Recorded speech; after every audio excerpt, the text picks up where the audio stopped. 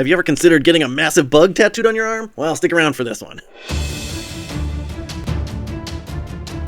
This tattoo was sent in by Angel Ramiro, and it is out of New Britain, Connecticut, and the artist that did it was Dale Marshall, working at City Ink Tattoo right there in New Britain, Connecticut. And if you want to check him out, _the_impossible on Instagram. Now, let's break it down. So, right off the bat, the thing that pops out to me is this shading. I'm not a fan of how edgy this shading looks, and it's a little bit different on each one of these. Some of these back scales are a lot darker than other ones, and so I'm really not a fan of how kind of etchy and scratchy that looks. Also, down here in the underbelly, it's really, really light, and it's so light that you can see the irritated skin more than you can see the actual gray wash. And typically when it heals, that's what you get. Not much of that ink stayed behind there. So for the shading, I'm going to give it a 6 out of 10. I don't think it's the worst we've ever seen on this show, but I'm also not really impressed with it. I think it could be a lot smoother, a lot cleaner. Now for the line work, it's kind of the same story to me. This line work looks all over the place. Like this leg here looks way different shaded and lined than other ones, and some lines are thicker in some legs and then thinner in others, and yeah, there's just lines missing in places, and I found a couple places where the lines just kind of overlap where they're not supposed to, and then here's another one here.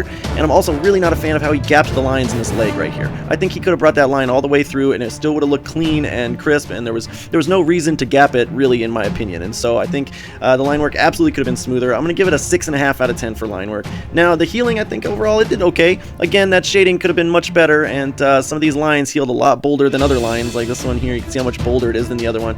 And so I think for the healing, I'm going to give it a 7 out of 10. There's nothing horribly wrong here. There's not at least scarring or blotchy or patchiness, and so I think it's decent. 7 out of 10 for the healing. Now overall, I'm going to rate this one a 6.5 out of 10. I think this is right down the middle, you guys. It could be much better, much cleaner, but at the same time, it's not horrible. It's not the worst we've ever seen. I just think that the artist could have done a much smoother job in some areas, especially if he would have took his time in some spots.